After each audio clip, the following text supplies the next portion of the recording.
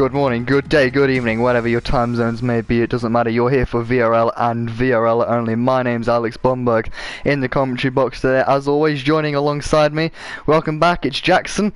Been alongside me for this season and looking to build on what's been an entertaining season so far.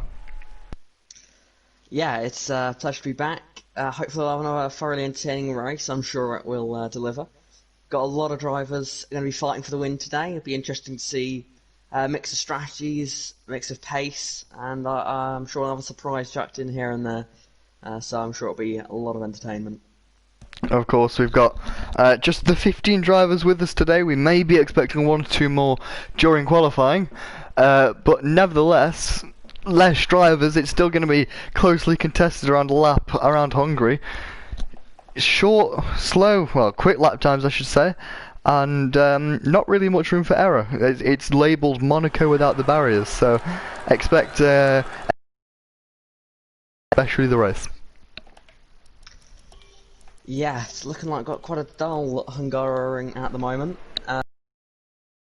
Corner that to be something that could throw a spanner in the works some of the drivers. As we wait for the first 2 drivers to come.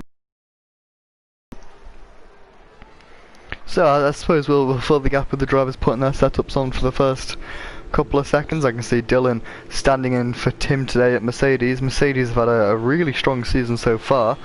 Benjamin won 2 out of 2, and he's shrieking well clear in the driver standings. Yeah, he's very much dominating so far this season.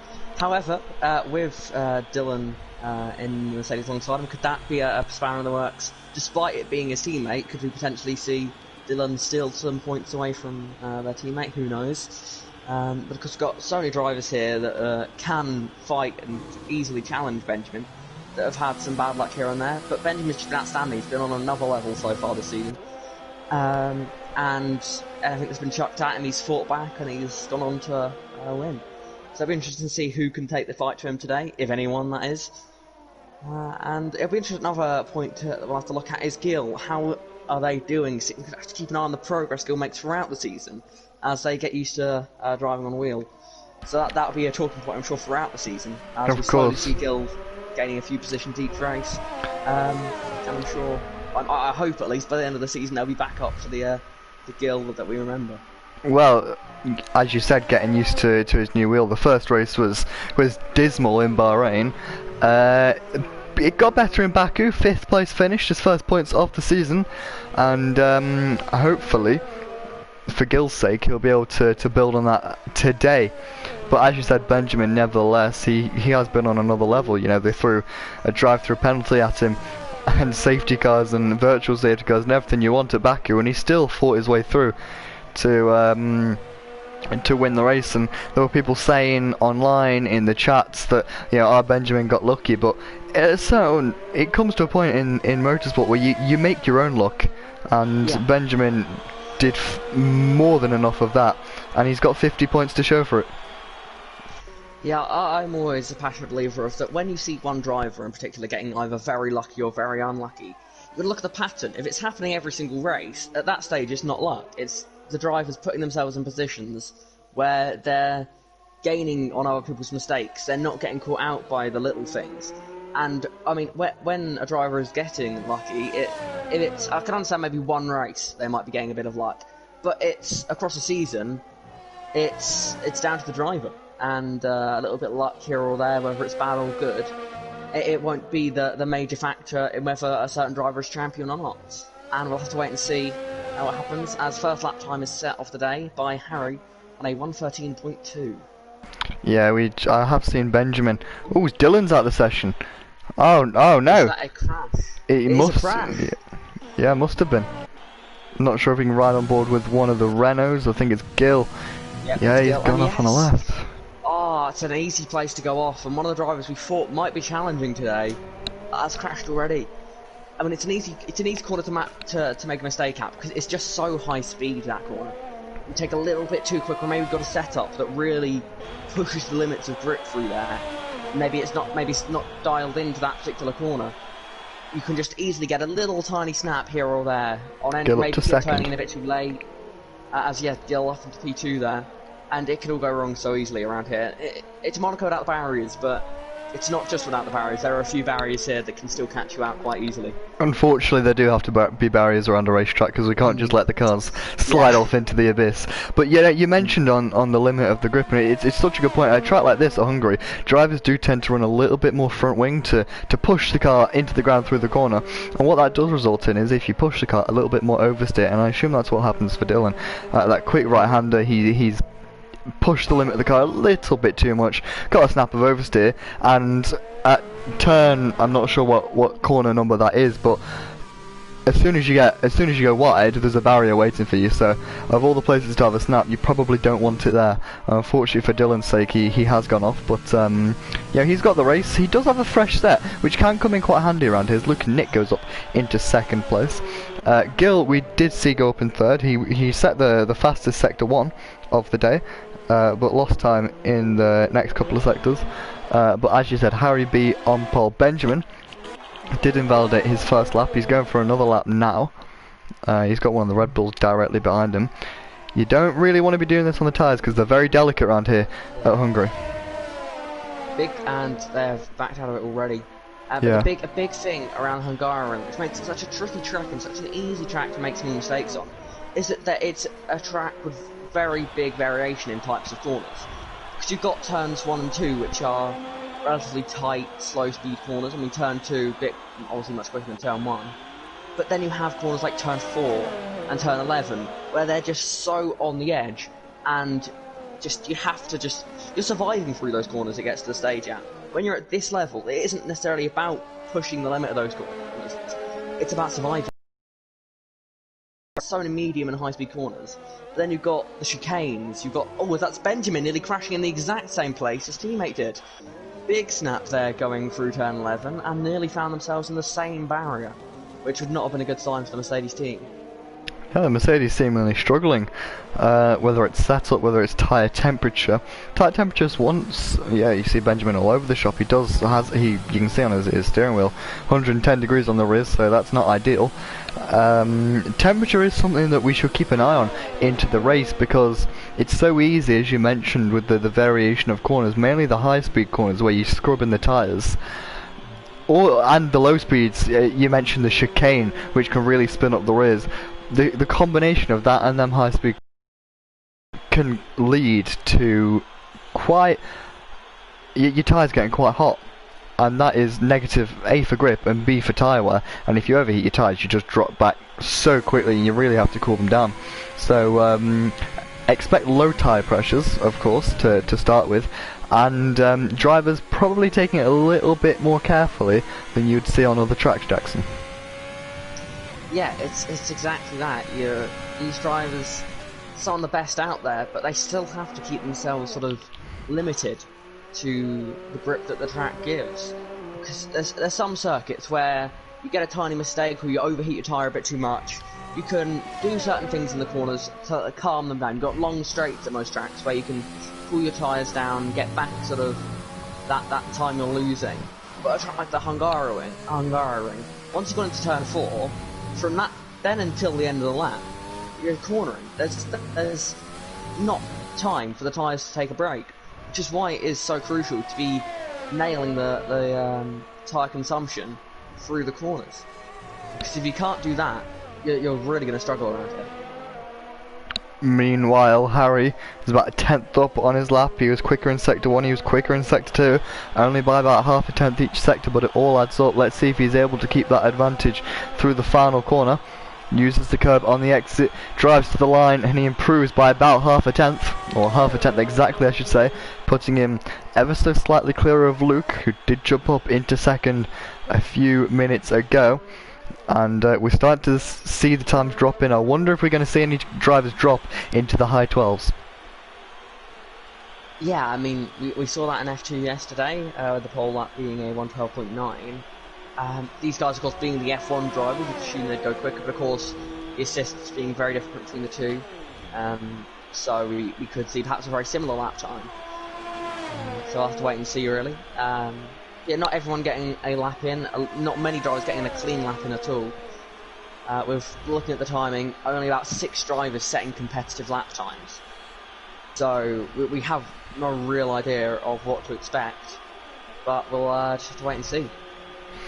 Of course, of course. Track position as well is something that's quite not only important but difficult at this track. As I mentioned with the temperatures, it's important to start a qualifying lap with not cold tyres but cooler tyres just below the optimum level, so they don't overheat towards the end of the lap, which results or can result in a lot of people backing up in the final sector. And if you catch someone on their lap, you can in all honesty, mess up their lap and end up receiving a penalty for it. So that's something the drivers have to be vigilant of. It's something they've all got a lot better at over the years. You know, I remember commentating a couple of years ago, qualifying incidents were a little bit more common. You don't see it very often nowadays. You know, the drivers, they're not stupid. They're very good at navigating the circuit. But yeah, this is a track where it's harder to get out of the way with the narrow nature of it, and with people backing up, it kind of creates it's a double negative really in the final sector if you catch someone, but no issues so far. From the day before does seem to count a little bit. We've seen Memes Virus prove that on multiple occasions as he's up in 6th at the moment. The experience from the day before in F2 can really help some drivers push on and score some points for their teams in the first tier should a driver not be able to make it. Yeah, we say it every week because it's just so true. It's such an important factor as Avesta has just invalidated their lap there. But it's such a advantage to have that extra bit of racing skill and a bit of knowledge, I'd say, on, for example, how to take lap 1. Let's say you started in the mid-pack yesterday, you start in the mid-pack today, you know where there's going to be a bit of a stack-up, you know where drivers are going to be going slowly. So let's say in F2, all the drivers at turn 1, about 5 cars, let's say, went wide. You'd cut back onto the inside of turn 1 to avoid that sort of... You'd predict what's going to happen. And although, well, it's not going to happen exactly the same, at some tracks you're going to see very similar actions between the cars through very similar corners. And you just got to prepare yourself for that and expect the unexpected in a way. Of course, so we'll see how the F2 guys get on. I'm sure they're doing quite well at the moment. As they push on, 6th and 7th, we haven't seen many representative lap times at all at the moment. Jackson Benjamin's still on the pitch, just 6 minutes to go. Yeah, it's interesting strategy, perhaps trying the mediums, or maybe waiting to see what other people do. Yeah. Personally, I've always found the medium to hard as the better strategy here. However, soft hard is very much possible, and an option I'm sure a lot of these drivers will take. Because if enough drivers do the soft hard, it won't be much worse than the medium hard. Because a big part of it is that sort of wear that you have to deal with, and then coming out in traffic of those that have been on the medium tyres. But with most of the field on the soft, there's not going to be many cars to get into the traffic of, and it'll give you a bit more clear air and hopefully give you a better chance. Yeah, it'll be interesting. The key for the soft tyres is, those that do start on them, is knowing when to pit for your first pit stop. Because I've noticed in the past, the big thing is that the tyres around here, they really die, and you have to deal with very slow soft tyres for 2 or 3 laps to make sure that you can comfortably get the hard to the end. And in those 2 or 3 laps, we're going to see madness. We're going to see cars wheel to wheel through the entire lap, because the cars behind the medium runners will have so much more pace at that stage of the race over the softs. We could, like, that's, and another part of that is you've got to avoid the contact then. You could be leading the race on soft tyres, but then get to the stage where you start to drop into the medium runners, and let's say you may have had a comfortable lead over the next quickest soft tyre runner, but then you get caught up with a medium runner, lose half your wing, have to change it, drop back down into 5th place overall. Meanwhile, whilst I've been speaking, Gil goes up to P1 there with a 1:13.0. So first driver to get into the 1:13.0s. Be interested to see if anyone can break into the 112s. I was gonna say Luke replaced Harry at the top of the timesheets, then Gil went one quicker. Gil starting to show a few shades of his former self, but let's not forget Benjamin, still yet to do a representative lap time. He is on the medium tyre, so could that have been an intentional invalidation from Ben to get a lap at the end on the medium? Well, based off the time that's left, you'd suggest perhaps Ben's maybe fueled for more than 1 lap here, potentially. 3.7 laps of fuel in the car, so not running it to to the absolute low. So perhaps got enough in there so that if they make a mistake on this first lap, they can stick it into lean and perhaps get another lap in. Because otherwise it seems a strange time to go out, because as that is a couple of mistakes there from Benjamin, and yes, they do back out of it. They do back out of it. The problem is now, I don't think he's got time. Don't think he's got time to pit and put on a soft set. So Benjamin, yeah, it's risky. It's certainly risky. But that's the thing is, when you've got a points lead like that, you can take the risk here and there. But the key is to not overdo it on the risk. You've got to limit yourself. So maybe go for the different strategy call, but then in the race, maybe go the more traditional way. Just, you've got to sort of got to take, it's a weird thing to say, but take safe risks. Take risks that could lose you, I don't know, 5 or 6 points, not risks that could lose you 25 points. Of course, of course. You've got to balance it out. And the problem is, where is that line? Where do you draw the line with Benjamin? Because, you know, do you take a risk on the mediums and, you know, as you say, risk losing 6 points, but then start in the middle of the pack? And if there's going to be carnage at turn 1, it's going to be in the middle of the pack. So it's a knife edge. There's two ends to every risk, as you say, Jackson. I'm sure in Benjamin's mind he's going to want pole, but on the medium tyres he just hasn't seemed to sort of turn up and go as well today as he did in Bahrain and Baku. Yeah, it seems to be just not on the limit, just really. Just maybe slightly over the limit, looking at their last corner there. Just struggling to really pinpoint the exact place to put their car, the exact points to brake at. Maybe they just haven't practiced much on the medium tyres. Perhaps practiced more on the softs, got used to them, and then came over to the mediums and surprised by the difference in pace. So there, another slide. Cost them a bit of time. Or track conditions, maybe. Maybe if they're thrown up. I can't see him as dash though. He's really struggling with tight temperatures. He's invalidated again. Wow. Will he have fuel to go again?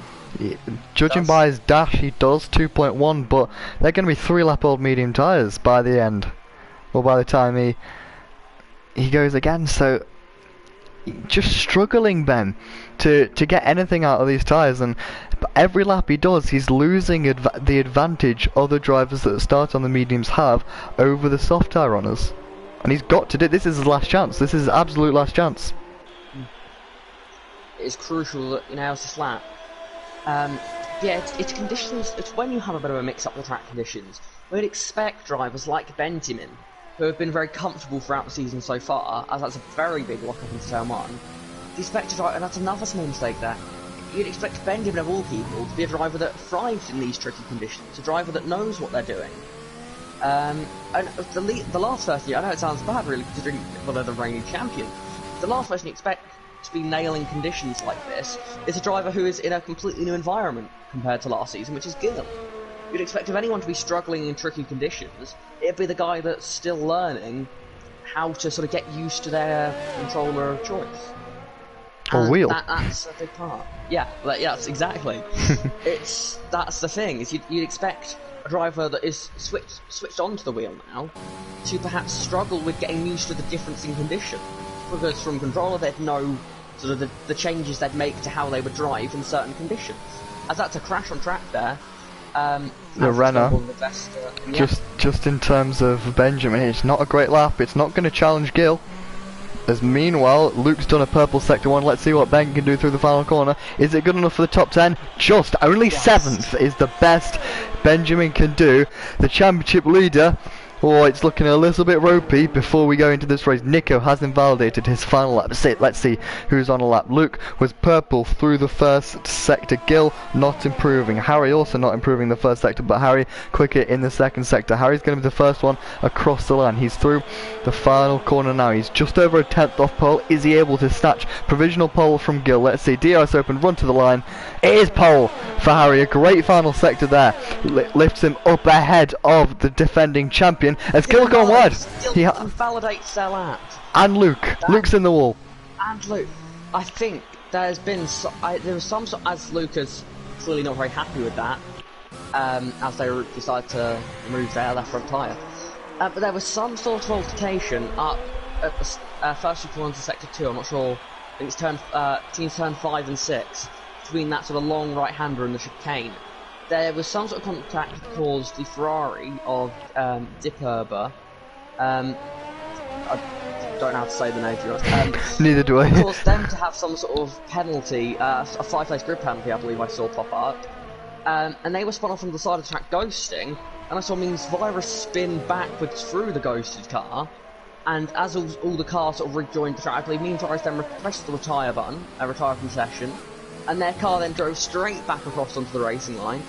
And my question is, perhaps one of the drivers, perhaps that may have caught someone else out as well, perhaps Luke. Could it have been the Renault, maybe? Yes. Because I don't know how to say the other Renault's name as well. ACSE? ACSE, maybe? Or sounds like GCSE. GCSEs. Well, the Renault's not cancelled this year. But here we go. Harry B, his first pole position in VRL. Looking for his first win. Arguably, he could have won in Bahrain. Made that mistake. He's going to look to iron them out. And with championship rival, maybe you'd argue, Ben, only 8th. He's got a good chance. But Gil, showing a glimpse of what he can do. Expect more, but back up in second. That's a front row and a half. We've got the 2 Lukes on the second row. VRT Luke ahead of Luke and Nick. And then further down the grid, yeah, Memes in 6th, just behind ACSE. And AMC was 7th in his first race with no line, so fair play to him, congratulations. Yeah, that's good. Looked at the race director, it was actually a collision between AMC and Dipperber that was the 5-place grid penalty for Dipperber, so I'm not sure what happened there. However, I remember rightly, looking back at Gil, sorry to stop it very quickly, looking back at Gil, last season they made a very late sort of season run of many wins to really put themselves at the top of the championship.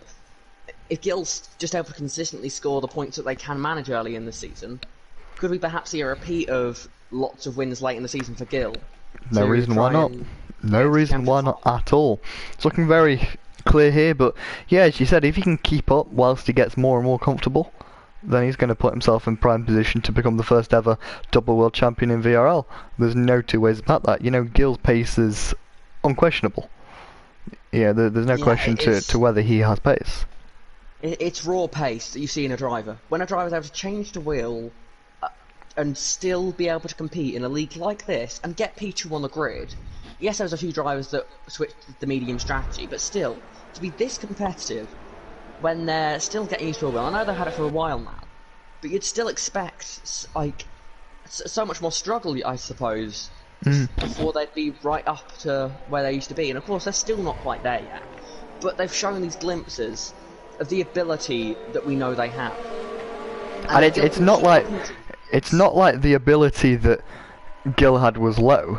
We all know it's extremely high, and to be remotely close to that in the time that he's had, I think is very impressive. And we'll just see how his race pace is. And yeah, there is a part of me that does hope that he's able to go back to the top step, because as much as it might have got a little bit same old at the end of last season, it's I think it's a good story to see Gil back up at the top. But Harry's not going to make that easy for him. Neither is Luke and Nick. And Benjamin as well. He's going to be prowling. And he is, I believe, the first driver to start on the medium tyre. He is. That is going to be very interesting to see how everyone does. Dylan's going to be an interesting thing to watch here. Starting on the hard compound tyres. What could that perhaps entail? See what they can do. Will they go calmly in the first few laps, hold position, just make sure to not get any damage? Or will they go all guns blazing and try and charge their way through the field? Probably the first one, but we'll have to see. Yeah. Early safety car always possible. Drivers will be desperate to get through, given, you know, when you settle into normal racing conditions, it can be quite hard to make a move.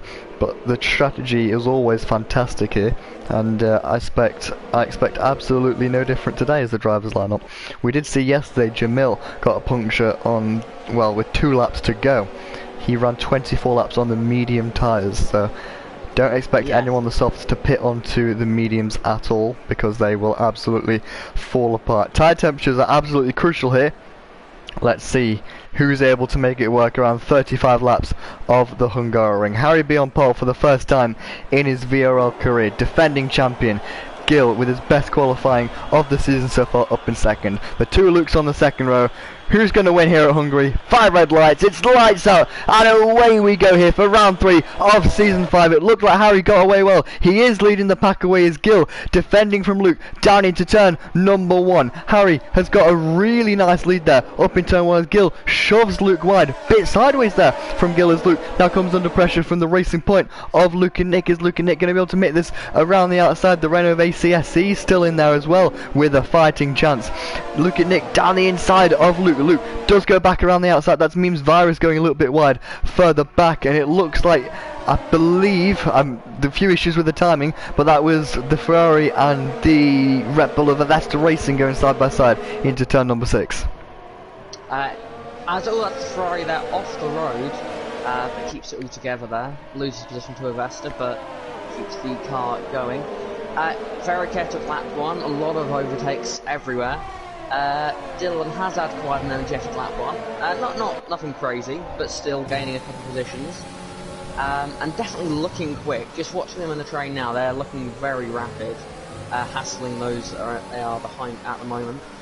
But up front, it's all pretty much calm, with Harry leading away, Gill in second, followed by the two Lukes. Benjamin still in 8th as well, not making any positions off that start. Not in a bad position though, remember he is the first of the drivers on the medium tyre. That is almost 100% committing to that one stop should nothing out of the ordinary happen.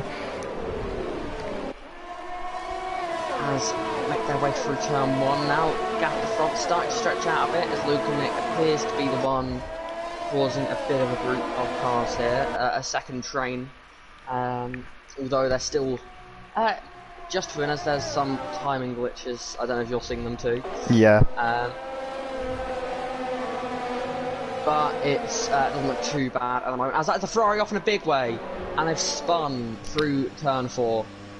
Place where one of the F2 drivers crashed yesterday. However, looks as though they've kept out of the wall. As that's AMC off the road. AMC has gone off. AMC, oh, it's all falling apart on the second lap here, not the third lap as the timing screen say.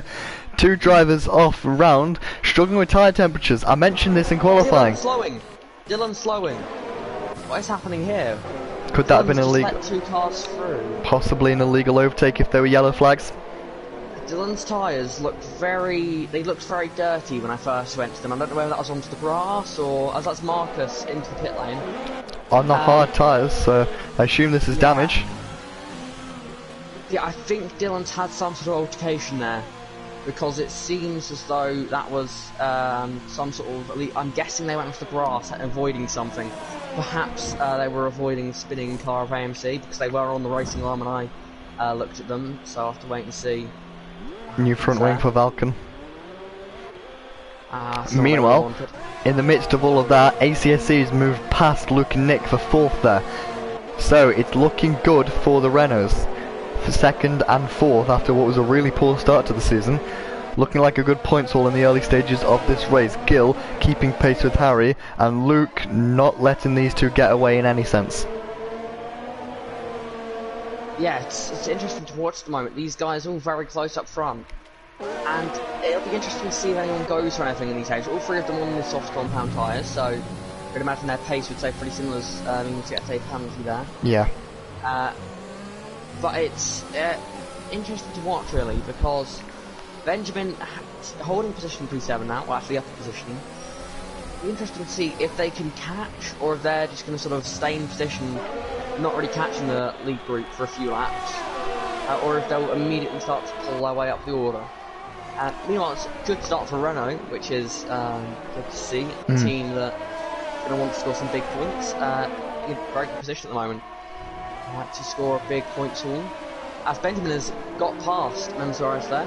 He has just. I was watching Luke at the front who's hounding Gill, but Benjamin up into 6th. We're seeing the soft tyres fall apart so much earlier than I expected. So much earlier.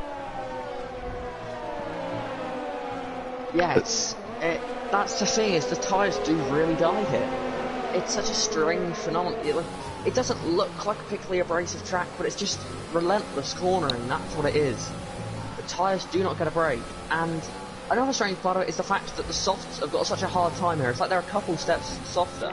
Yeah. Because they just, mediums aren't the best, and neither the hards, but they can go significantly longer than the softs can before completely dying. As that is GFO Lec 16 going up the inside of Mem Suarez there and messing that move up. Now they've got Nico on their outside. And Nico go for it, not quite. It's not a particularly overtaken track there as Mem Suarez comes in. Mem Suarez in the pits, yeah, wow. Early stops, early. We saw Mem Suarez do a 2-stop yesterday in F2. And he didn't get a podium out of it, and it looks like he's doing the same again, medium tyres. So this is contrary to everyone, or to the majority of other people in this race. Let's see how that one goes. But Harry still holding the cars at the front. He's looking to struggle a little bit. Gil is right up behind him, and those tyres of Harry do not look in a good way at all. The soft tyres are absolutely melting here at the Hungaroring. Honestly, it's crazy to see it happening, but it's such a sudden change as well. You don't see them slowly losing a couple tenths a lap. It's suddenly they've gone from being a tyre that's pulling away from everyone else to being a tyre that's just melting, literally melting. Gil spun and has lost his wing. Oh, that is, it's a shame to see Gil there. He's rejoined onto the racetrack, and that is luckily, and if you want to find some sort of luck in it, it's happened at a stage where he can pit for a fresh tyre and his strategy isn't completely and utterly ruined. Obviously, you'd want to be pitting a few laps later with a wing, but it's not game over yet. As that's Harry into the pits, Harry has used this opportunity to just separate themselves there and get themselves into what could be some clear air. We'll have to wait and see where everyone comes out. As Gil comes into the pits, they're just about keeping the car on track in the pit entry there. And it's very similar to Bahrain, just losing the rear end of the car on throttle. And it happens so easily. You've got Benjamin and Luke and Nick battling, and Luke and Nick's gone around! Luke and Nick is spinning off after contact with Benjamin there. What is going on to these cars today? It's also another set of soft tyres, although this was definite contact this time. Yeah, I missed what happened there, Jackson. Can you just talk us through what happened in that incident? Well, I'm not 100% sure, I'll be honest with you. I saw them side by side on the mini-map, went on board with Luke and Nick, and it looked like just the front right and rear left of Benjamin and Luke and Nick sort of got locked up into each other, like we see many a time in racing. But it was a very interesting thing to happen. I didn't see, it was too fast to sort of work out how big the gap left was by Benjamin, or if it was more of a send from Luke and Nick. I think they were still alongside each other. Could have just been understeer from Luke and Nick, but yeah. Benjamin is just waltzing up to the Renault of ACSC. It's like watching an F1 and an F2 go head to head with each other. Luke, as predicted, pits. He gets it slowed down. No pit lane penalties. As overtakes the lead here, Benjamin's going to the outside of turn 1. Can ACSC hold their nose in? They just can't. They just can't. Look at that is Avesta who appears to have spun in the final sector. And now just drives off. Just to watch Benjamin drive on. It is just, he's chucking the car into the corners. You can just see, by going on board with ACSE, that they've got nothing. You can even visibly on the tyres, you can see they're dead. It's something you just don't see at any other track I can think of. Any other track where I can think of a tyre where this bad is a track like China. But they still don't die like this. They just sort of get progressively worse. It's just a sudden and massive drop off. And it's fascinating to watch it happen. As Benjamin, just look at the gap he's getting already. It's absolutely crazy here. And absolutely like waltzing. Yeah. ACSC doing a great job, to be fair, to have kept that gap within a second so far this lap. And like they got past the start. And I know it sounds crazy to say that you didn't lose a second in a lap, and they have actually lost a second now. But you can just see the visible difference in grip. ACSC did a great job there. Well, to keep the car in a straight line, to be honest with you. Yeah, and he does pit. A lot of other drivers have struggled. So Benjamin, championship leader, up into the lead. He's not got the win sorted yet, though. He's well within, or I should say Harry, Luke are both well within Benjamin's pit window. But he's got to use the clean air he's got now to push on. You'd argue both Mercedes on the preferable strategy right now, Jackson. Yes, I agree with you that. bit of intrigue I've noticed here. Menosaurus is having what appears to be a not very nice time on these medium tyres. They're 2.2 to 2.3 seconds off the back of Luke, despite getting a couple laps undercut and on softer tyres. It just seems that Memes has jumped. He has jumped the Renner. Well, I would be to be expected, given given the stint. I realise that sounded silly, but Benjamin. You're right. Yeah. Benjamin lapping quite well, half a second quicker than the two cars behind him. Importantly, 4/10 quicker than his teammate who's on the hards. But crucially, Harry consistently lapping 2 to 3 tenths a lap quicker than Benjamin at the front. That's what Harry's got to do, just make sure he's got the gap so come the end of the race, Benjamin's softer tyres on, or fresher tyres probably because he will also go onto the hards, they're not going to benefit him as much as they could do. As it looks like Dylan's right at the back of the Nico here, but Nico being pulled along from that, he's being pulled along from that, the Haas ahead of Leclerc 16, GFO Leclerc.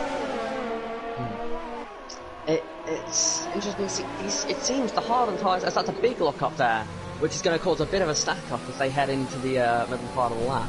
I think the Haas is starting to struggle on his tyres. Yeah, it's like as soon as one set of tyres dies, and they all pit for fresh tyres, the next harder level of tyres starts to die, and now it's the mediums that are starting to go off.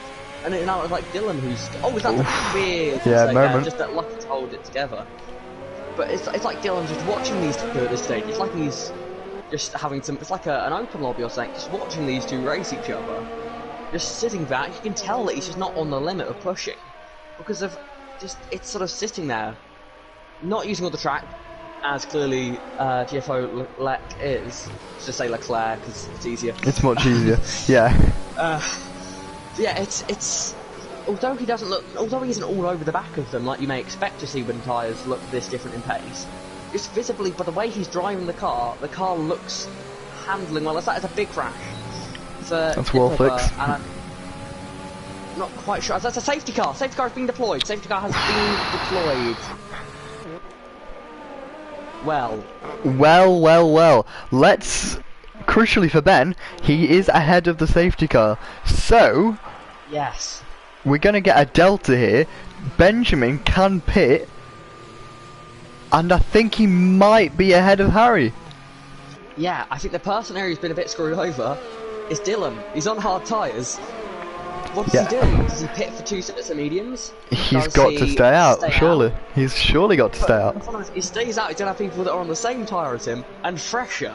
But they'll be right behind him. Like, I've seen this strategy not work out before, and it looks like you just put yourself at such a vulnerable position when you start on a harder tyre. Because yes, if there's no safety cars throughout the race, or a late safety car, you're in the money. But it just... There's an early one then. Put yourself at risk for an early safety car, which I think it's fair to say an early safety car is much more common than a late safety car. Because... Of course. And late, unless it's like final lap or something, because start the race, the packs are very close together, and I know this isn't how this safety car has been caused, it seems to be some sort of mistake or issue for Dip Herber. But it's... An early safety car with the pack so close is much more common, whereas towards the end of the race, drivers are much more conscious of different strategies, thinking about the long term, as Dylan's gonna pit, Dylan pits.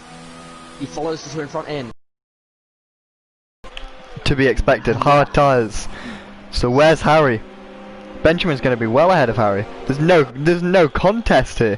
Harry could even be behind the likes of GFO Leclerc, Nico as well. He's gonna be. I think he's going to be behind them all here. Let's see. Benjamin's at the pit, and Harry's going to come out, and he's going to get ahead. He's going to use up his delta smartly here, and he's going to get into P2. That is an intelligent use of delta. I'm guessing he's pushed himself into quite a bit of red there.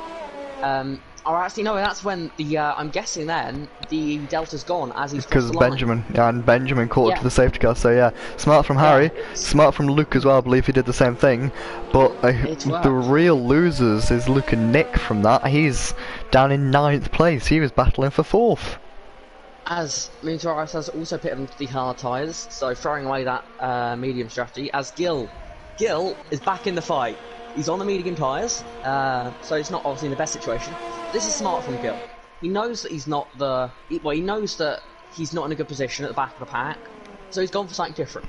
He's going to try something different and hope that that works out. And it's a smart tactic to do. Would you argue that maybe just strapping on the softs and going to the end is, or the hards, I should say, definitely, certainly not the softs. Strapping on the hards and going to the end would be more beneficial for Gil, or is he going to try and stretch these medium tyres to the end? We saw Andre Jamil do that, failed miserably. It quite literally blew up in his face. Can he? Can he do this? If I was in his position, I would go the harder tyre and just try and survive to the end of the race. Because we've seen on many occasions that there's going to be maybe a later safety car or something that's going to mix things up. Gil knows he's got the pace to do well here. Now, whereas if I was Dylan, I would do the strategy Dylan's doing, even if it wasn't. He's been forced into it. But even if he wasn't forced, I would do that strategy, because if he'd gone to the hard, if he could go on to another set of hards, he would have been in the mid pack where he is now, but he'd be not necessarily for sure what his pace is like compared to those around him. So he would possibly either be stuck in that mid pack, which, as we saw earlier, is not a place you want to be stuck. Whereas putting himself on the medium tyres just differentiates himself from it, and if he's got the confidence to just try it out and make it work. Worst case scenario here, with only 13 cars in the race, I think Dylan is pretty much on for points here today. Because we're going to see, I'm guessing we're going to see a couple more spins, maybe a couple more retirements.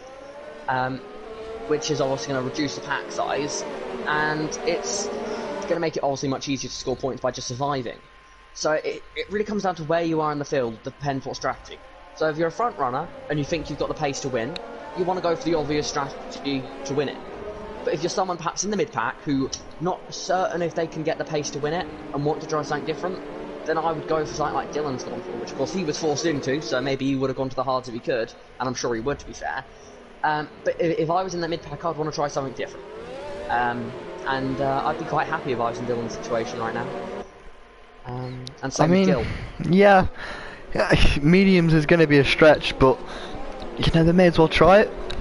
Yeah, it's Dylan's got nothing to lose. And to be fair, now to Gil, you know, that's nearly spinning it there for Dylan. It's of course, yeah, there is championships going on here. Our safety car is in this lap. But Dylan and Gil, although Gil was obviously going to want to try and get back into the title fight, this stage of the season, he isn't a realistic title challenger. And maybe not, he won't be maybe for 2 or 3 races, although he has made a big improvement today. So, to try something different and just go for the pure results instead of the points, it is something that's worth doing, worth risking. Our safety car is back into the pit lane, and Benjamin gets ready to send the field back on their way. He's going to be controlling the pace. Yeah, nearly went into the pit lane entry. That would have been a headline and a half. Ben rounds the final corner. He's gone. He did get the jump. As did GFO Leclerc. He's down the inside of Luke. Can he get up into the podium positions here? It looks like he's going to be able to. He's got the inside line on Luke. Dylan's going wide, as is Luke, who is forced wide. He's still side by side. Now he's going to have the inside line. Dylan is pressurising these two as we go down into turn number 3. Luke just ahead of the Haas, who's been squeezed out. Dylan got ahead of the Haas as well, so Dylan now up into 4th. Luke holds 5th. Benjamin leads us away on the restart ahead of Harry, who's in 2nd. As everyone has survived the tricky turn 4, and what will they do as they come up here into the touch chicane and go for a bit of a silly move? No, they're all playing it safe, smart drivers, and they're going to try and stick behind her. Dylan, you can't deny it, the pace of those medium tyres is absolutely rapid. And this is where if another safety car happens, he's in a great situation. And he's all over the back of Luke at the moment, and Luke is really having to push to keep him behind, locking up there and very low on ERS. Meanwhile, Benjamin is, well, doing what Benjamin does and pulling away out front. He does have fresher tyres, which is going to give him a big advantage over the cars behind him. It's going to be interesting to see what happens when Dylan, because presumably Dylan, as I believe Avesta's off, he is off, he's spun round. He's really struggling on no assist as Avesta. He's made so many mistakes in a few races. But back to the front, Benjamin does have fresher tyres, but it's going to be interesting to see as Dylan does get past Luke into turn number 1. It's going to be interesting to see when Dylan presumably closes up to Ben, what's going to happen there. Are we going to have a repeat of Spain 2016 maybe, or am I just getting a little bit too excited here? But Go on, Jackson. It's possible around. It's very much possible, even if they don't mean to. Like, it's very possible. I mean, you never mean to crash, but even if they don't mean to be aggressive with each other, a track like this, it's easy to make a small mistake and it could go horribly wrong. But it'd be interesting. I think Benjamin. I think if I were Benjamin, I'd let Dylan through when Dylan catches up to him, because there's no need to fight him. Because yeah, worst case scenario, another safety car comes out, Dylan pits onto another set of mediums, Dylan wins the race. One, it's a Mercedes car. At the end of the world, at the end of the day, anyone's going to beat you. You want it to be a team. Like, obviously in real life, this isn't the case. But in league racing, if anyone's going to beat you to a win, you want it to be your teammate. And that's because you're fighting them for the championship, which in this case they're not. So yeah, Dylan's a reserve driver. Yeah, he's the favourable driver here to win the race if Benjamin doesn't. In Benjamin's mind, he either him wants to win it, and if he can't win it, he wants someone that's either not in the championship fight or in his team to win it. So a reserve that's driving the same car as him is a perfect idea. As Dylan goes up into P2, Willie, getting the move done on Harry, and just so much more grip. Just night and day there. Yeah, Harry's not fighting that too much. Wouldn't it be funny if Tim's car wins the race before Tim does in VRL? That would be quite amusing. Yeah, it's Benjamin. I'm sure is going to do what he can to win this race. And to be fair, we haven't seen a situation. I mean, personally, I haven't witnessed Benjamin in this situation before. So I don't know what his attitude will be here. I don't know whether he'll want to try and prove a point and prove that he can beat his teammate, even when he's on worse tyres. Or whether he'll be the sensible, calm driver and let his teammate through. It's going to be interesting to see which of the two drivers Benjamin is. But he is losing a lot of time to Dylan, so I think when the overtake does happen, I think it'll be a fairly quick one. Yeah, Benjamin was quicker last lap, but we did see Dylan fighting through traffic, and as you said, that gap is coming down, but there's some really interesting battles going on further back. It looks like the Haas of GFL Leclerc is struggling to keep up with Law, who is the second driver in the pack on their medium tyres, so we could see him start to challenge the top three, as Dylan does set the fast lap of the race at 16.9. It looks to be there's a bit of a gap as Law does get through his AlphaTauri teammate. Luke's going to switch. Luke has hit the back. Is that and doesn't? No damage. There, but no damage. There's no damage. No damage. Okay, that is good to hear. Talking about teammates colliding, that would not be what we want. Talking about the Mercedes colliding, the AlphaTauri do it instead. That would have been timely. Yeah, yeah, it's getting very close up front now. And I think we can see some battling soon. Speaking about teammates near each other, we've got Gil and ACSE very close to each other. Looks like Gil's got some damage. The TAS is flaring up and telling me he's got 12 units of damage on that front wing, so Gil's basically just hoping that someone drops out of the race here, really, isn't it? Which is a shame for Gil. But what I was saying before, it did seem as if GFL Leclerc, although he's closed up a bit now because of the battling ahead, he doesn't seem to have the pace of the cars in front, so that's sort of, as you said earlier in the race, creating two packs as he gets another penalty in sixth. So we could start to see a divide there, and we'll see if any drivers further up like Dylan or Law exploit that, should they need to pit again. But Dylan on that last lap 6/10 quicker than his teammate, both of the cars quicker than Harry B. Law not able to match the pace of Dylan, who is on the same tyres as him. Nevertheless, Dylan pressing on, and I don't think it'll be long before we see a change of leadership here. Yeah, it's interesting to watch, as I think it'll be the start of the next lap when we see them get close enough for a move. I think Benjamin will stay in front through this twisty middle sector. But I think for the team, if Dylan can get ahead of Benjamin here, the pace that Dylan is showing, a medium to if Dylan can perhaps stretch them far enough to another set of softs, that could be a possibility. But I think even if they go to another set of mediums, the pace that Dylan is showing right now could be a potential podium contender, and is, I'm sure, going to be some big points. Of course. These cars on another level. Yeah, it's something we're definitely used to seeing, but not in VRL, not in league racing. But I'm sure the Mercedes team principal Andrea is going to be licking his lips at this. Meanwhile, the lead AlphaTauri is VRT Law. There we go. Dylan passes Benjamin there. And safety car. Safety car has been deployed. And the is that a Vesta? Safety car again. That is a Vesta. and well, it's just not been their race, really, has it? No, he's in the wall, and as I said, struggling seemingly. So I didn't see that coming. Dylan got that moved on at the right time, certainly. Yeah. I must think. admit, if I was Benjamin right now, I'd be a bit annoyed. I wish I'd defended for a corner or two more. Because if Dylan pits now, with the pace he showed, if he pits now, he can take mediums to the end. Yeah. I believe. Definitely. With the safety car, I think the driver at Dylan's level for sure. With all of that, if Dylan pits for the mediums, Benjamin's got a big choice here. Does Benjamin stay out and just hope that the traffic is enough to hold Dylan back? Or does Benjamin pit and just copy his teammate and just have a straight fight? Now, if I was Benjamin, I wouldn't pit. Actually, I take that back. If I was Benjamin, I would pit. If I was Harry, I'd pit right now because he's got no tyre advantage. Same as maybe Luke as well. Luke and Nick. If Gil, it will probably come in and change his front wing. I think this is going to really shake up the strategies, and we could be in for a really entertaining last 15 laps here at the Hungarian Grand Prix. Dylan stays out. Benjamin pits. No, he doesn't. He's faking us. He's watching the live stream. He's going, oh, let's fake them out. Nico and Luke and Nick pit. Harry stays out. Interestingly. Gil pits. But I think that was a big miss. My only guess now is Dylan is going to try and go to the end on these medium tyres. Well, he's got to, doesn't he? To be fair, he's had 2 safety car periods under them, so...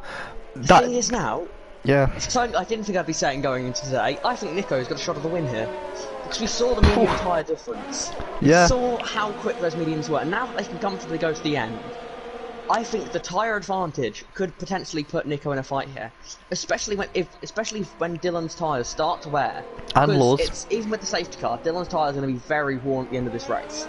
And if he fights Benjamin with those backing up a bit, we could definitely see these guys that can push all out perhaps challenge. That's a bold statement. I mean, Nico's in P8. Well, how quickly Dylan cut through the field.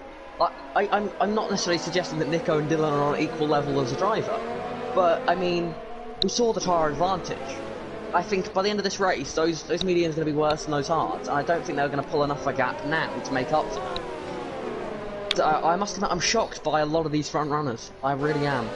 Yeah, I would have thought at least Harry would have pit, because if Harry had pit for the mediums, I'd be 100% certain Harry was going to win the race unless he crashed.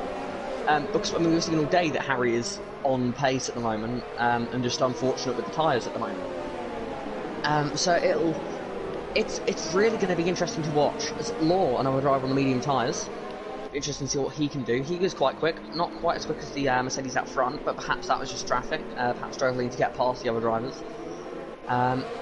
Gil here's another one that is going to be interesting to watch. As Gil's pitting. Gil is pitting to go on to he's gone on to hards.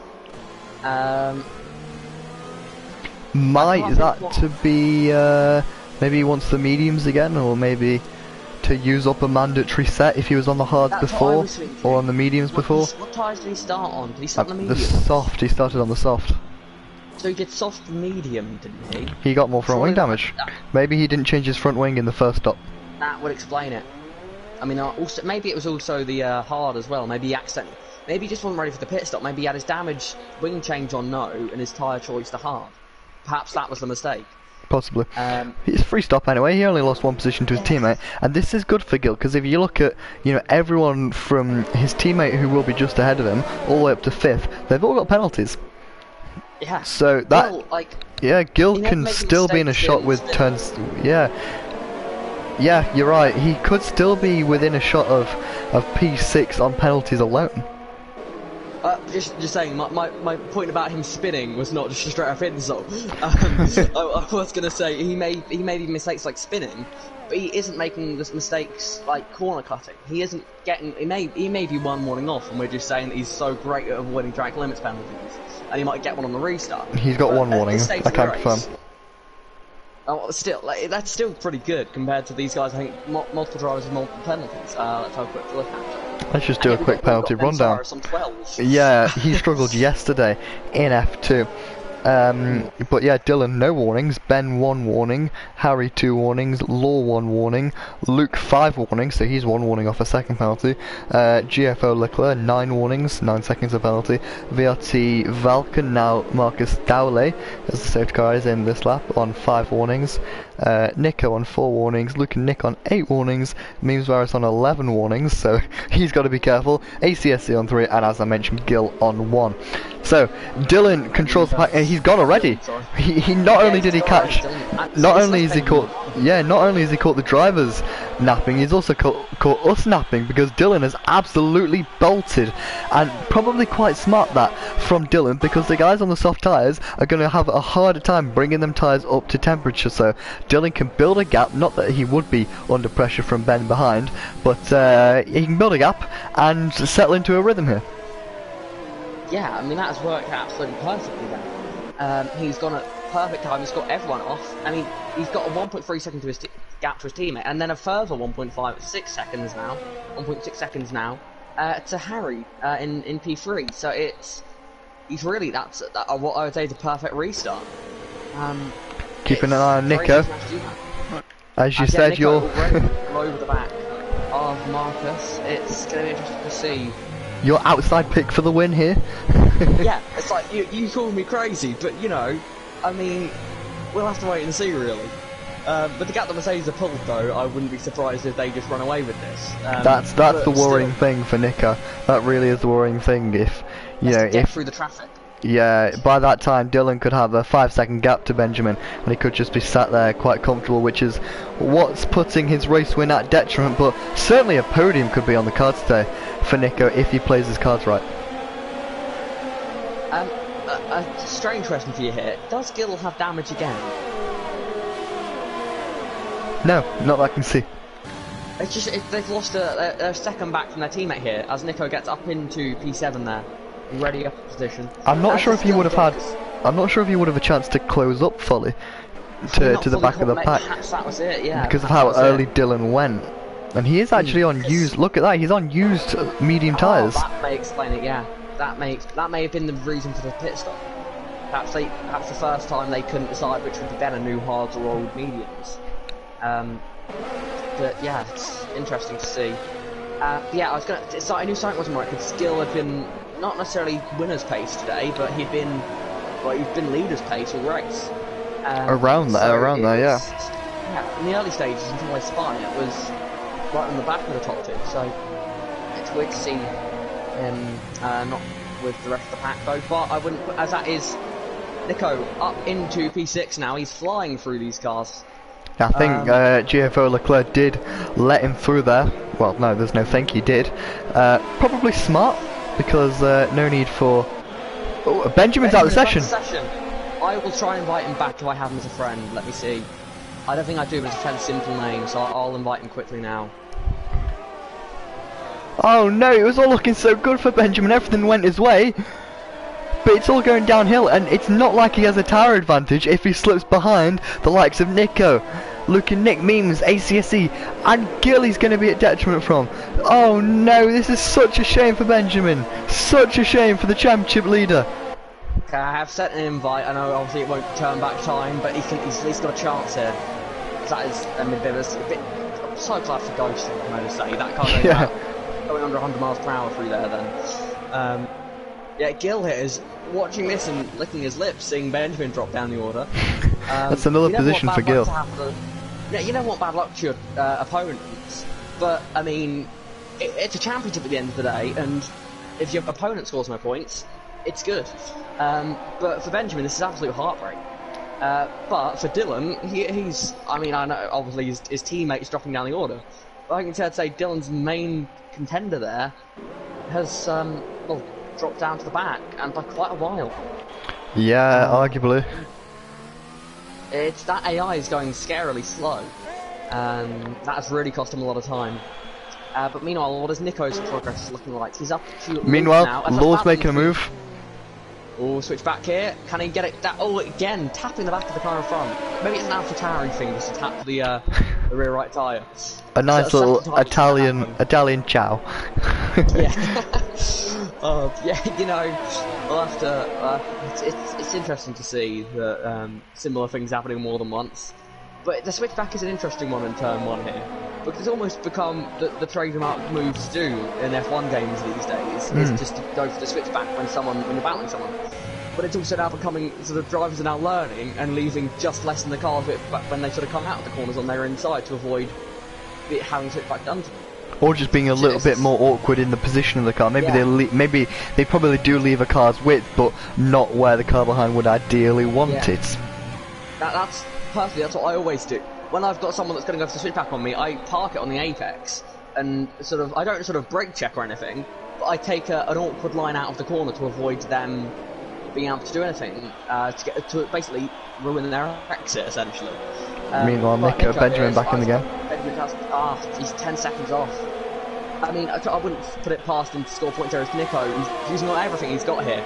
I'm predicting a send here into turn one, and there it is. Up the inside. There's all nearly contact there between Law and Harry. Could that have put Nico off a bit there?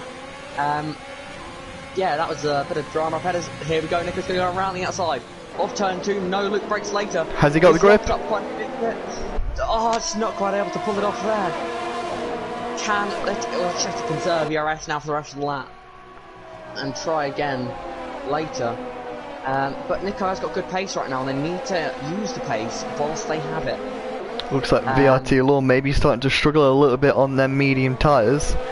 He's not quite able to close up to Harry through this middle and final sector last lap as he has been throughout this race so far. Yeah, it's strange to see as they head through here now. It looks like perhaps it's hard to tell really what's going on in all these drivers' minds. I know what's going on in Law's mind, which is has to get past Harry. Jackson, the mind reader. Yeah, it's a skill I have, Yeah, I mean, he's on those medium tyres. I've been his like that again. I will send another invite. I'll be back in a moment. Either that or he's just called it a day. One of the two. I'll send one just in case. Such a shame for Ben and his 100% scoring record this season's 100% winning record this season is gonna be slammed in his face. Yeah. Meanwhile, Nico tried to make a move on Luke. Luke did chop him off there. I just looked back to the screen, and all of a sudden, Nico side by side with Luke, not able to make it work as of yet, though. Luke holding onto that position very well at the moment, and to be fair, is doing a good job for his teammate Law, because at the moment he is the barrier in between Nico and Law, because Nico does have a big tower advantage over the AlphaTauri of VRT Law, who still isn't able to get past Harry. One thing I've just noticed on the Nico side of things, 6 seconds of penalties, which is, I mean, not ideal. I mean, if they lose out on the win because of that, I mean that's the closest that I would ever come to getting something right in my bowl of predictions. Yeah, it's those sorts of things around a track like Hungary where you can quite easily get warnings, and although you don't sort of bombard yourself with them like other tracks, like Mexico for example, where you can get 1 second penalty through the first 3 corners, not 1 second, you get 1 penalty from 3 corners. But here it builds up lap after lap. You can almost get into the rhythm of getting a warning, and it's just that's not what you want to do. Especially the corners as you come up to turn 4 here, where often to avoid crashing you have to run a bit wide, and of course then in the process of avoiding crashing you get another warning.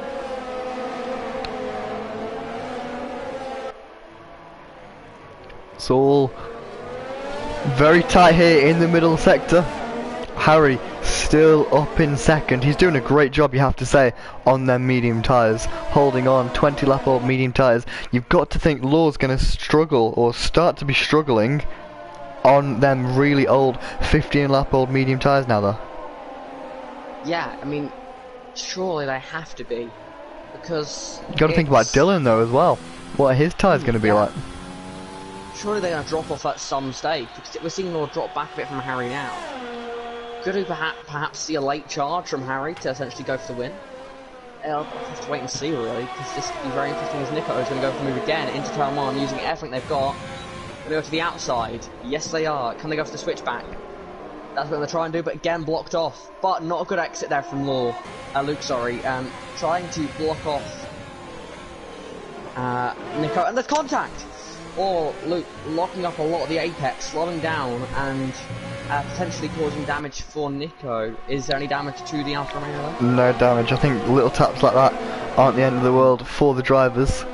But Nico's still struggling to get through. Almost a bit of a DRS train emerging at the moment. But you can tell it's frustrating watching. I can't imagine what it's like in the cockpit, because he's got to get through here.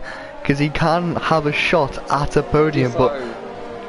Leclerc there's just had a moment, and he's dropping down the order quite a bit outside of the points. Has he got damage? No damage, it doesn't seem like. Looks like maybe just a small loss. Oh no, he does have damage. I'm seeing physical damage, yeah, I'm missing left end plate from what I see. Yeah, that's just updated now, yeah. Yeah, it's... Just saying, I'd like to thank the AlphaTauri team for making my job as a commentator harder by having both drivers with VRT and then an L next to it. Yeah. Just to make sure I make the mistake as many times as possible. And I'm dyslexic, so that doesn't help. But, Law pushing on. Yeah, he's doing a good job, to be fair. Considering that those tyres on Harry's car are more worn, but much harder. Both drivers doing a very good job at the moment. As GFO Leclerc into the pits, as that is a CSE making a move on Marcus, and gets it done. Marcus on also 20 lap old hard tyres, struggling to make it work at the moment, as he is at risk of dropping out the points there, as Gil, to be fair on his old tyres, holding on quite well.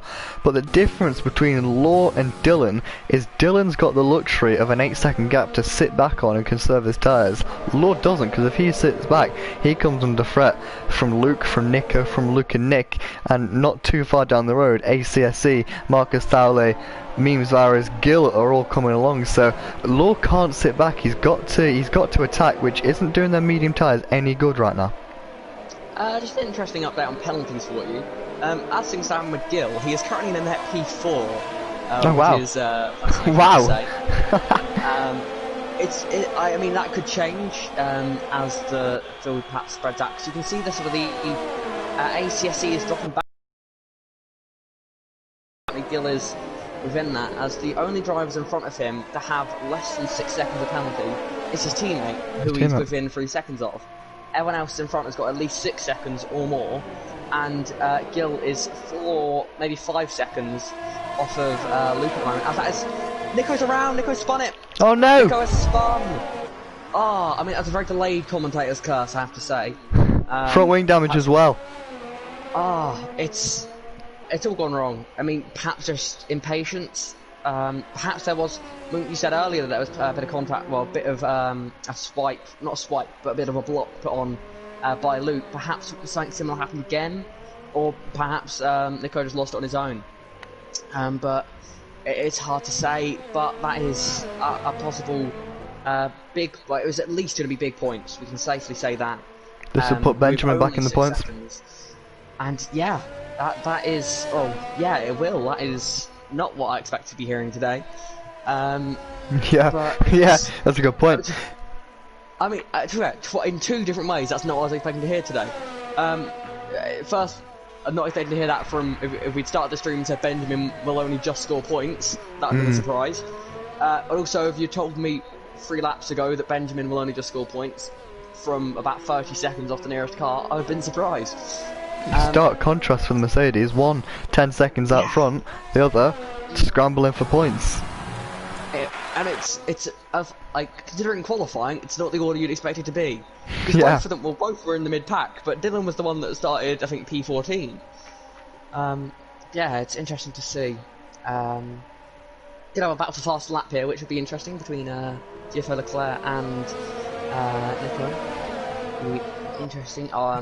Be interesting to see if Leclerc can catch up to Benjamin in the last couple of laps. He'll need a lot of time per lap, might be a little bit too much, but that could be an interesting battle for the final point, as it seems if the drivers struggling to follow through this middle sector means they're not really able to make a move. You've got to imagine Law's really struggling on them tyres right now.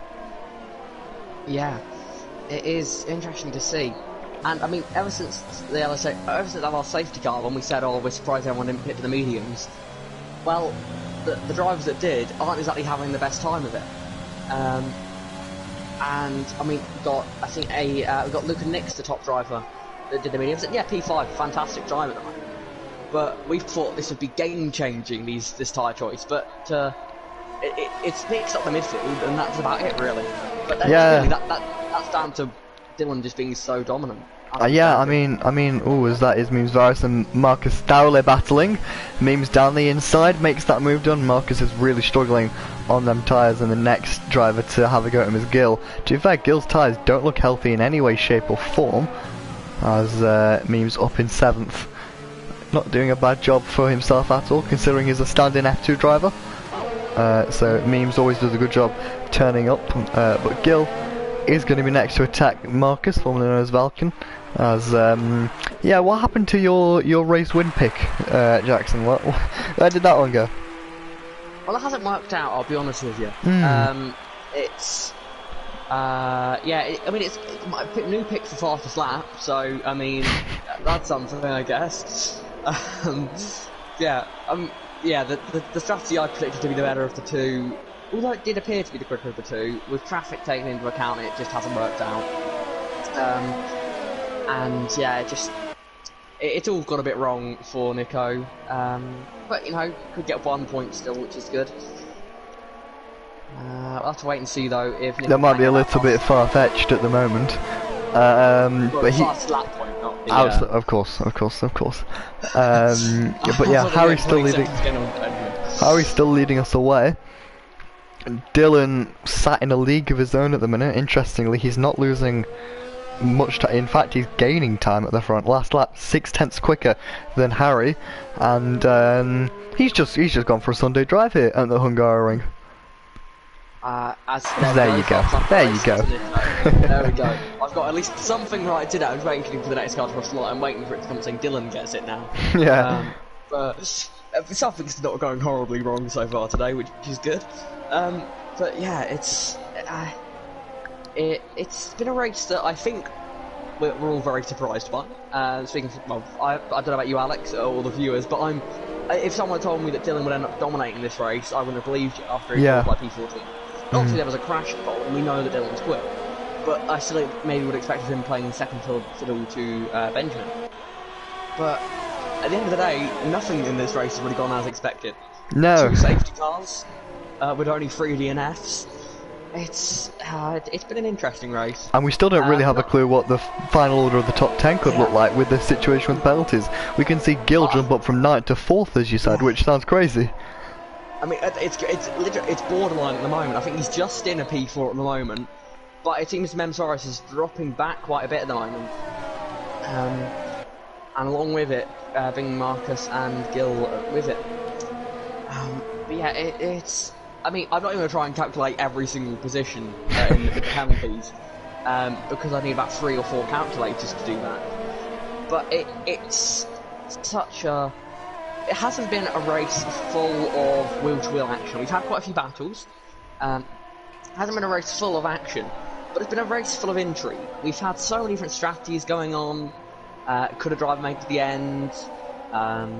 Things like that. Just that, though it's not what a racing purist would like to see. But let's face it, we're watching the F1 game. We're clearly not pure racing. Me and Jackson are shouting at a TV right now. Yeah. I mean, yeah, it is. It's not something that we're not the people that are going to complain about all this being tyre dependent. As Marcus has a look there at the move on them tyres. Yeah, Meme's struggling.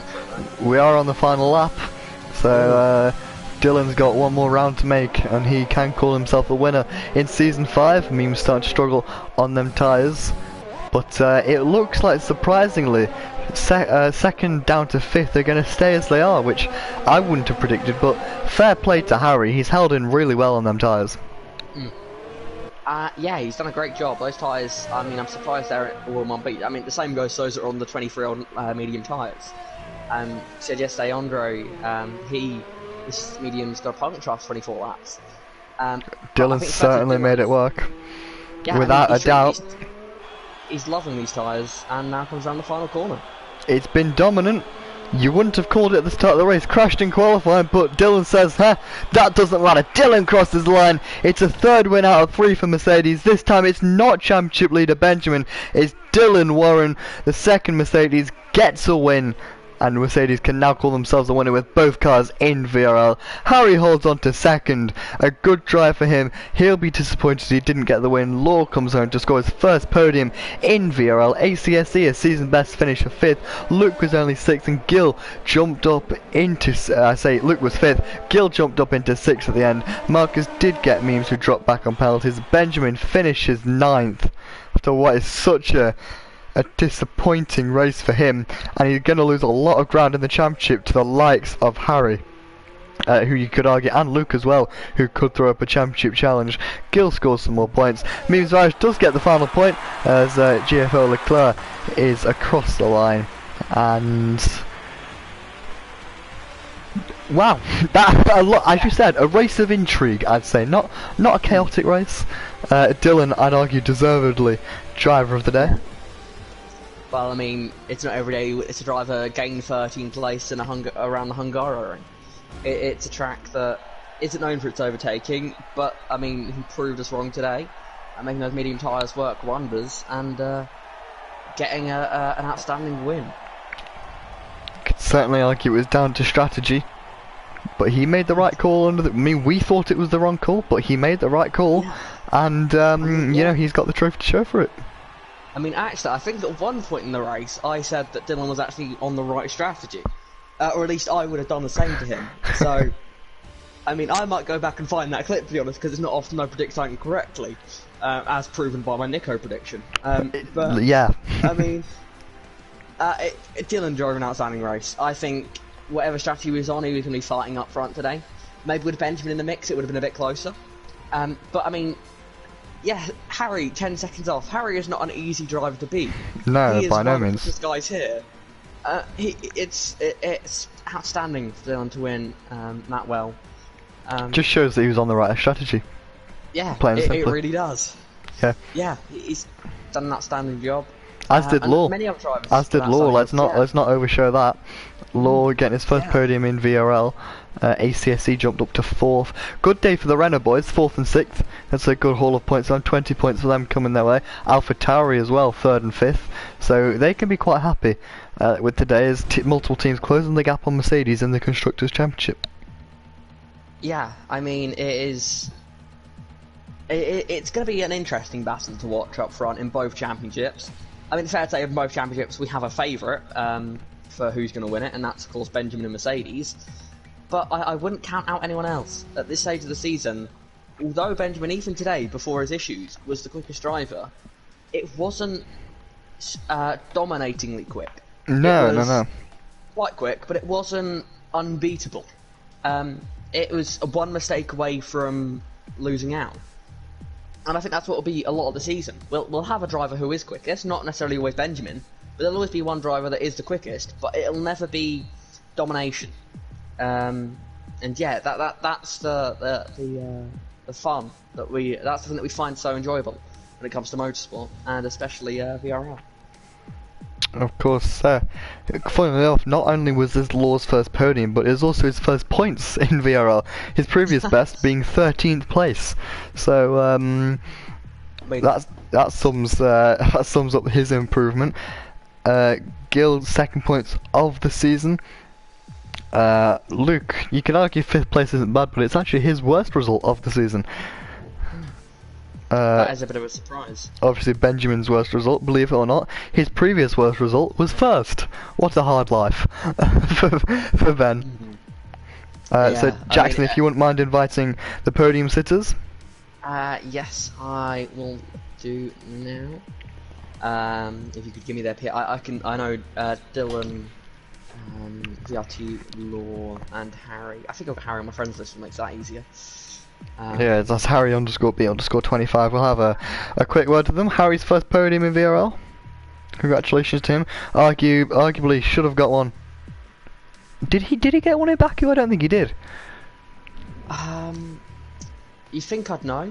But I think if I'm not there, I don't remember what happens. That's the thing. I watched parts of the stream, and I couldn't be able to tell all I know is Benjamin got a drive through and won. That's pretty much all I can remember.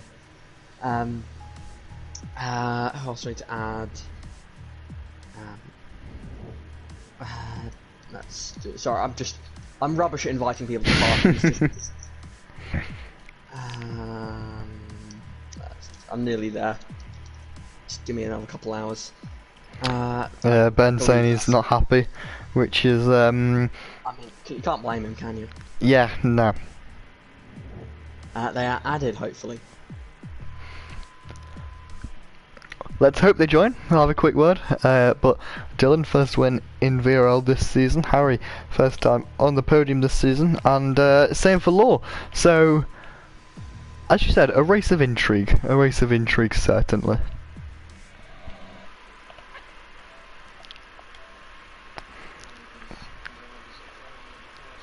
I believe we got the drivers in. Thank you for joining us, first of all. Thank you for being here. First of all, we'll start with you, Dylan. First win this season, first race this season. Stepping in a reserve, no complaints, really.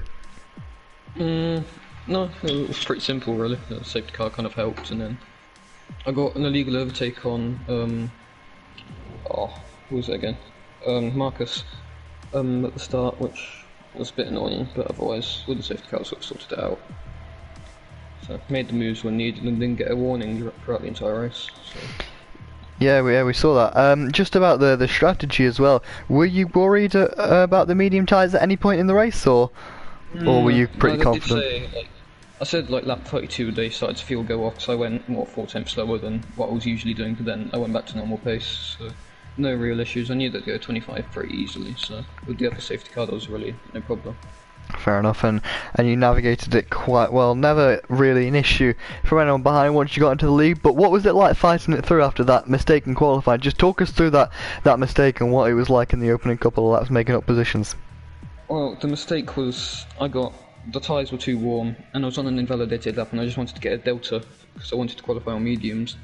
But what ended up happening was I lost the car, corrected it, overcorrected it, and put it in the wall. So I lost both left tyres. Then trying to fight through, I mean, I got a good start, nothing major, but I gained a position, tried to gain more, but it didn't really work, so I got pinched on the inside. And then, I mean, I gained a few more through crashes, and then I lost a position to Law and Marcus, but Marcus pit, because of the illegal overtakers, so, yeah, it wasn't a painful way through, because there were so many crashes, but I think it's quite fun for the first few laps. And the safety car came out, which made my life so much easier. Well, congratulations, and your first win this season in VRL. But moving on to Harry, unfortunate, you're on pole, you led the pack away. You could have won without the safety car, but second, you can still be proud of your performance today. Just talk us through what your race was like, briefly. Yeah, the qualifying was really, really good. Start was pretty good. I'm usually not too great off the line, so I was pleased with that. I didn't feel that great on the first stint, so I got onto the hard tyres early. And yeah, I mean, I don't think I was the fastest in the race. Obviously, it's quite hard to overtake around here. Sorry, and then yeah, obviously the safety car kind of threw the win out the way, which was a bit of a shame. But I think second was probably more than I deserved, and probably the best I could do in the circumstances. So yeah, kind of pleased. Of course, and certainly I think positives you can take through if you're not suffering too much from a cough. Positives you can take through into the next race in Austria. Put a good challenge up to Ben, who struggled today. Do you feel as if you can continue on this foot forward and mount a championship challenge to Ben? Do you think you've got that in you? No, probably not. I think he's unbelievable. He's Benjamin. I don't know where this cough's come from. I think, yeah, I mean, I was right on the pace in the first two races. It's just mistakes that let me down. And the pace today was pretty good. But I think over the course of the season, I think he's just too quick for me. But I'd hope to be somewhere in the top 5 in the championship. I think that'd be a very good season. But yeah, I've enjoyed the first 3 rounds so far. Yeah, well, great to hear. Congratulations on your podium, and wish you the best of luck in the future. Moving on to Law now, VRT Law. Congratulations, welcome to the party, and your first podium in VRL. How does it feel?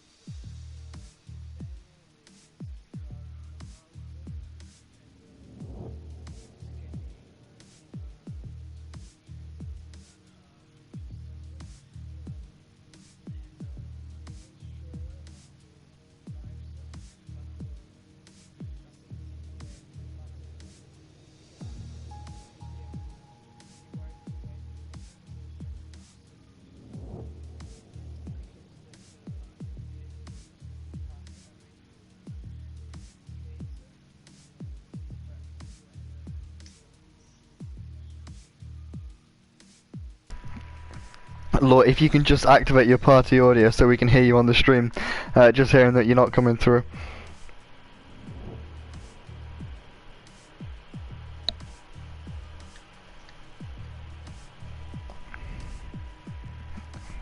If you're sharing your audio, it should be okay.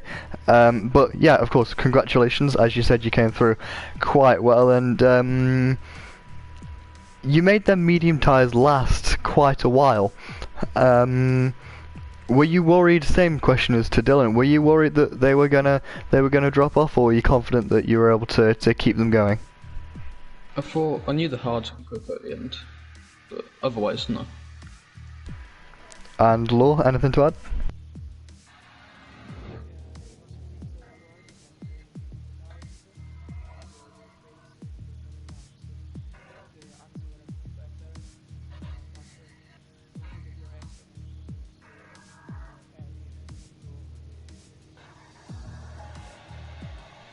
Awesome, well congratulations, well done on your first podium, and well done to all the drivers.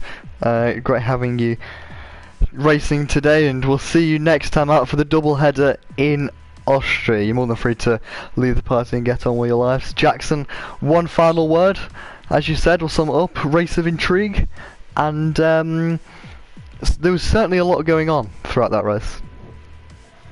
Yeah, it was a race, as you said, race of intrigue. It was so many things going on, and it was a typical VRL race, I'd say. We had a lot of battling on track, a lot of varying strategies, but at the end of the day, the best strategy and the best driver won, and that's what we like to see.